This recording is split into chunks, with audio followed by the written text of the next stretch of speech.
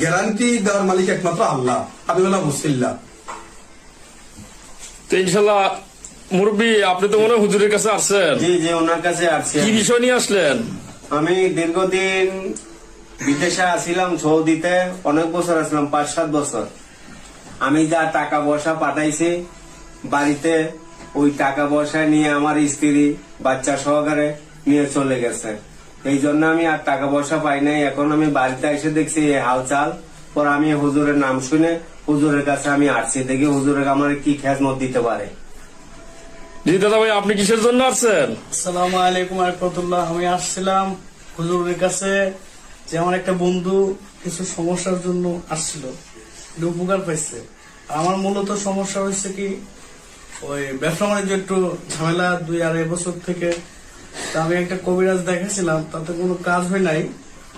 এরপরে আমার বন্ধু ওই হুজুরের নাম্বারটা আমাকে দিল, বা ওনার সাথে আমি একটু যোগাযোগ করলাম, করার পরে ওনার কাছে একটু আসছে যে এই কাজে কোনো সহযোগিতা পাই কিনা ইনশাল্লাহ। তাহলে হুজুরের প্রশংসা শুনেই আসছেন? জি ইনশাল্লাহ। জি আপা, আপনি কিসের জন্য আসছেন? আমি হুজুরের কাছে আসছি। আমার একটা বান্ধবী আছে, উনি আসছিল, কাজ করাইছে, কাজ হয়েছে। তো যাক, আমি শুনে হুজুরের নাম্বারটা ফেসবুকে পাইয়ে আমি আসছি একটা কাজ করানোর জন্য, দেখি কাজটা হয় কিনা। হুজুরের প্রশংসা শুনে আসছেন? হ্যাঁ হ্যাঁ। জি আপা, আপনি কিসের জন্য আসছেন? আসসালামু আলাইকুম। জি ভাই, আসছি আমার এক আপুরে নিয়ে আসছিলাম হুজুরের কাছে। আগে আসার পরে হুজুর কাজ করছিল, ইনশাল্লাহ উপকার পাইছি। এখন আরেকটা রুগী নিয়ে আসছি আর কি। তো আপা, আপনি কিসের জন্য আসছেন হুজুরের কাছে? আসসালামু আলাইকুম। আমি আইসি ভাইয়া, আমার হাজবেন্ডে বিয়ে করে 5 জন ছেলে মেয়ে রেখে গেছে গা, কোনো খোঁজ খবর নেয় না। তাই আগে একবার আইসি, একটা কাজের বিনিময় উপকার পাইছি, এখন আবার আইসি। এই জন্যই আসছেন হুজুরের প্রশংসা শুনে?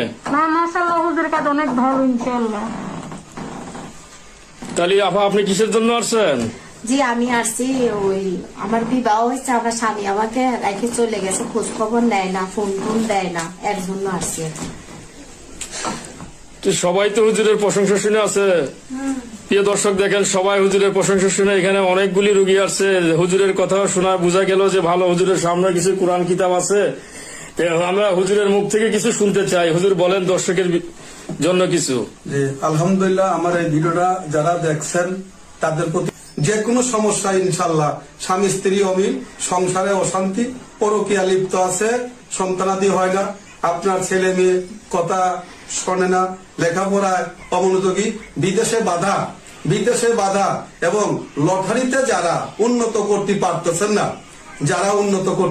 না, তাদের প্রতি আমার দোয়া রইল, তাদের প্রতি আমার অনুরোধ, তারা আমার সাথে যোগাযোগ করতে পারেন ইনশাল্লাহ। দোয়া প্রিয় দর্শক, আমার সাথে যারা কথা বলবেন, দেখবেন এই নাম্বারে অন্য কোন নাম্বার থাকে, কথা বলবেন।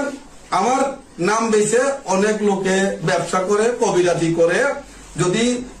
যদি রোগীরা আমার নাম্বারে ফোন না দিয়ে অন্য নাম্বারে ফোন দেন, প্রতারিত হন, আমি কিন্তু এই ব্যাপারে দায়ী না।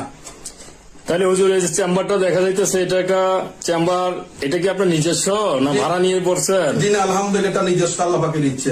যদি কারো কোনো সমস্যা থাকে হুজুরের সাথে আলাপ করতে পারেন। অনেক জনে প্রতারণা হয়েছেন, নাম্বার এক ঠিকানা আরেক থাকে, কিন্তু হুজুরের কথাবার্তা শুনে দেখা গেল, বোঝা গেল হুজুর নিজের স্থান থেকে এই ভিডিওটা করে ছাড়লো, এবং কি সে হুজুরের ভিতরে আসলে কোনো প্রতারণা নাই, কিছুই নাই। যদি কারো ভালো লাগে হুজুরের সঙ্গে আলাপ করতে পারেন।